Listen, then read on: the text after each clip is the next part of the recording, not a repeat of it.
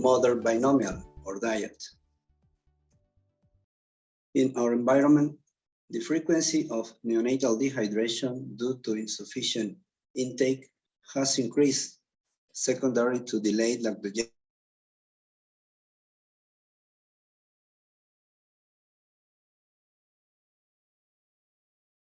What is lactogenesis? It is a transition period of rest from a non-secretory to a secretory state. It is the ability to produce lactose and consists of a transition period of the breast characterized by the functional differentiation of breast tissue cells, which change from a non-lactating to a lactating state. Lactogenesis actually is the beginnings of milk production and has 3 stages. Lactogenesis 1, it begins with pregnancy and ends with birth. Production, precolostrum, less than 10 milliliters per day. Lactogenesis 2, physiologically, it begins between 24 and 48 hours after delivery of the placenta. It has 3 phases. First, production, colostrum, the first 5 to 7 days, when with less than 100 to 400 milliliters per day. Second, production, transitional milk, which occurs between 7 and 14 days, is a phase known as the milk coming in, 500 to 750 milliliters per day. Third, production, mature milk from 15 days of exclusive breastfeeding, 800 to 1,200 milliliters per day. Stage 2 of human lactogenesis is defined as the onset of copious milk production or secretion, which occurs in the first 7 to 14 days postpartum in women and involves a set of carefully timed changes in the composition of volume of milk. Lactogenesis 3, galactopoiesis, is the process of maintaining continuous milk production and excretion.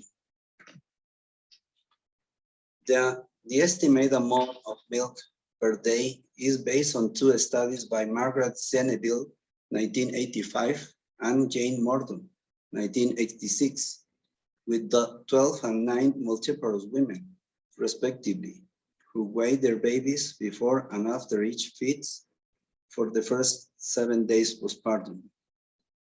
Milk transfer to the infant begins at a volume of less than 100 milliliters per day in the first postpartum day, begins to increase 36 hours after birth, and levels off at an average of 500 milliliters by 4 days.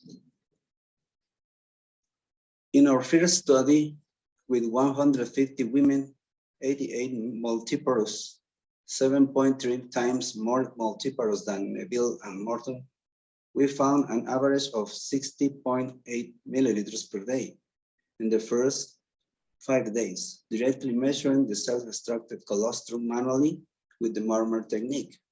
We have carried out 3 studies with 750 women, and the colostrum volume average are similar, less than 10 milliliters per day. The known causes of delayed lactogenesis 2 are fast breastfeeding technique, hypoprolactinemia, retention of placental remains, postpartum hemorrhage, and vascular collapse. In the peripartum, we observe a negative water balance, even larger than postpartum hemorrhage and vascular collapse, which causes hypoperfusion and ischemia to non-vital organs, including the pituitary gland and mammary gland, by systemic circulatory redistribution, giving mammary hypoperfusion and low or no milk production. Mammary blood flow doubles during lactation, positively related to milk production if there are no adverse factors. Postpartum hemorrhage and vascular collapse cause hypovolemia and pituitary hypoperfusion, manifested as selective hypopanpituitarism and panhypopituitarism, or Sheehan syndrome, respectively, which are underdiagnosed despite the fact that both cause low or no milk production, which leads to neonatal dehydration for insufficient or no intake in the first 10 days of breastfeeding. We aim to establish and demonstrate clinically that there is a strong positive relationship between negative water balance, hypovolemia, and low milk production. We carry out a descriptive, observational, comparative, and double-blind study consisted of longitudinally and prospectively reviewing of the medical indication and nursing sheets, paired and randomly, in a non-probabilistic sample and for convenience of 150 postpartum women, group 1, and 150 post-cesarean women, group 2. This study was carried out in the recovery and gynecology areas of the second-level hospital in Cuernavaca, Morelos, Mexico, for 6 months between September 2015 and February 2016 in the first 3 days of peripartum.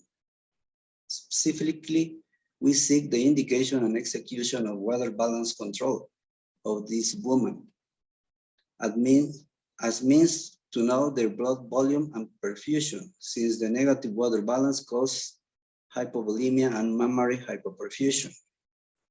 We measure the volume of colostrum produced, self-extracted manually after explaining the technique, and verbal consent as a means of knowing the volume of colostrum produced that babies ingest, since negative water balance causes scarce volume of colostrum produced that results in insufficient intake, leading to neonatal dehydration. We collecting colostrum at least in 2 of 3 feedings a day, and at least 2 of 3 days of stay in disposable syringes of 20 milliliters generic brand. Measure the volume of colostrum produced and immediately supply to the neonate. Our study was double-blind. 1, randomly recording of indication and variables ignoring the mode of birth.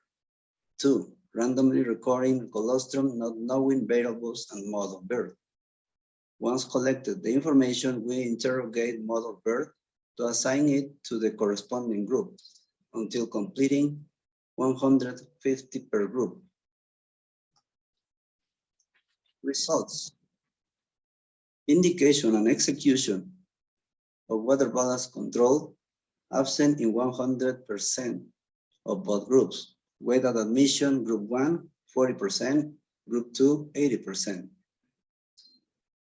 Weight at discharge absent in 100% of both groups. The average of the volume of colostrum produced between both groups was 44.6 milliliters in 24 hours. Averages, group 1, 24.5 milliliters, group 2, 65 milliliters. Greater and significant range in multiparous, but less than expected, 100 milliliters per day, similar to our previous reports. Average weight, subtracting the pre-pregnancy weight to the admission weight, group 1, 13.05 kilograms, group 2, 12.5 kilograms. Average both groups, 12.77 kilograms. Water losses, group 1, 6.5 kilograms or liters, group 2, 6.25 kilograms or liters. Average both groups, 6.37 kilograms. Average weight gain, subtracting the pre-pregnancy weight to the admission weight,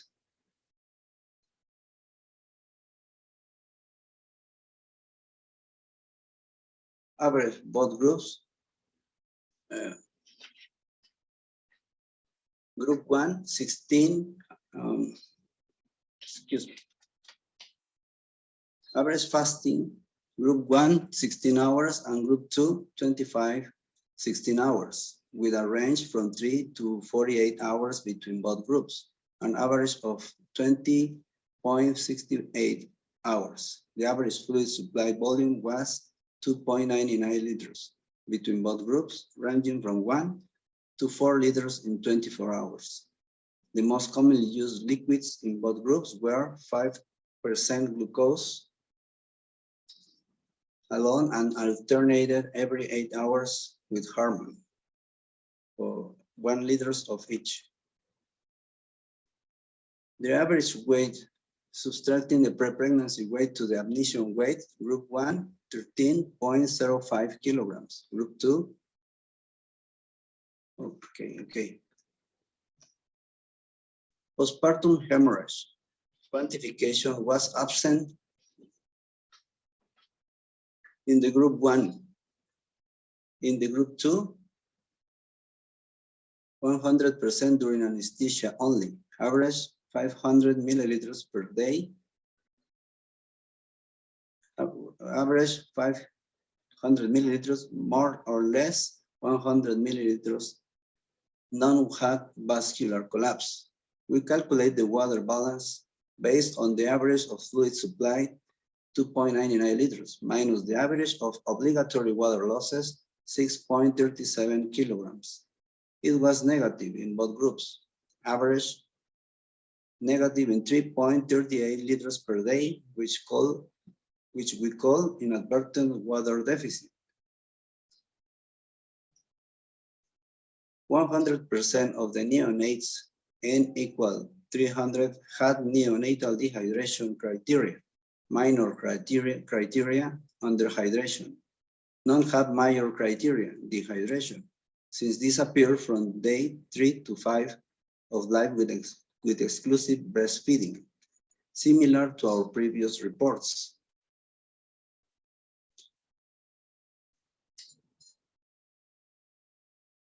This table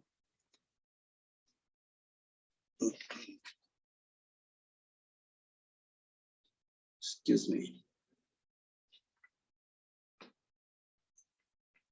This table shows the strong relationship we found in this study. Inversely proportional. A, the lower fluid supply, the higher inadvertent water deficit. B, the higher inadvertent water deficit, the lower the volume of colostrum produced. C, the lower the volume of colostrum produced, the higher neonatal dehydration risk. And 2, directly proportional. A, the longer fasting time, the higher the inadvertent water deficit. B, the lower age and parity, the lower the volume of colostrum produced. C, the lower the volume of colostrum produced, lower intake and lower neonatal weight gain. Weight gain and loss in pregnancy. Pregnant women gain from 10 to 16.7 kilograms, and the pre-pregnancy gain and post-pregnancy loss are based on average of newborn's weight, placenta's weight, amniotic fluid volume, uterus weight, maternal fat deposit, extracellular fluid, and blood volume. To the losses, we add loss of edema to preeclampsia, prolonged fasting, postpartum hemorrhage, greater than 0.5 liters, vascular collapse, greater than 1.5 liters, inadvertent water deficit, negative in 3.38 liters. The average weight gain is 13.35 kilograms from weight 10 to 37 of gestation. We assume that weight loss is equitable between hydric and non-hydric losses, 50-50, 6.675 liters and kilograms respectively. The daily fluid supply recommended for pregnant women is 4.8 liters per day, and for lactating women, 3.3 liters per day. We found an average supply of 2.99 liters per day for both groups, between 1 and 4 liters per day. Group 1, 2.78 liters per day. Group 2, 3.2 liters per day, significantly lower than recommended. This table shows the variables studies.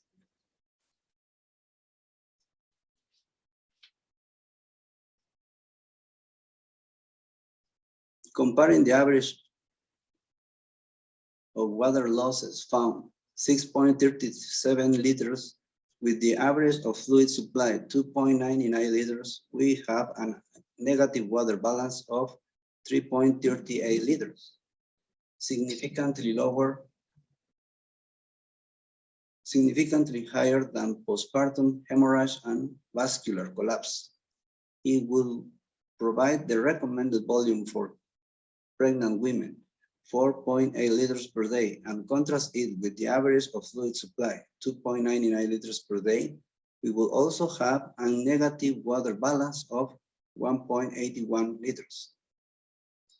Contrasting water losses and recommended volume with the negative water balance averages by group, we have group 1, 6.37 minus 2.78 liters equal negative in 3.59 liters, and 4.8 minus 2.78 liters equal negative in 2.02 liters.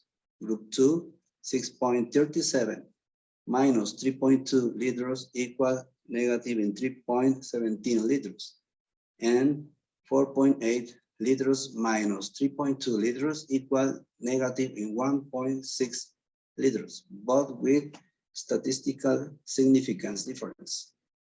In the base of cases, contrasting them with the maximum fluid supply found of 4 liters, there are still negative water balance. 6.37 minus 4 liters equal negative in 2.37 liters, and 4.8 liters minus 4 liters equal negative in 0.8 liters. Without water balance control, it will be difficult to know how many women had postpartum hemorrhage or vascular collapse, both determining factors of hypovolemia and systemic circulatory redistribution. Discarding both, the inadvertent water deficit that we found is significantly higher than the postpartum hemorrhage and the vascular collapse. Therefore, it causes hypovolemia and hypoperfusion, or mammary hypoflow, condition and scarce volume of colostrum produced, whose average was 44.6 milliliters per day, similar to our previous reports, but less than the expected minimum, 100 milliliters per day, the first 5 days of exclusive breastfeeding.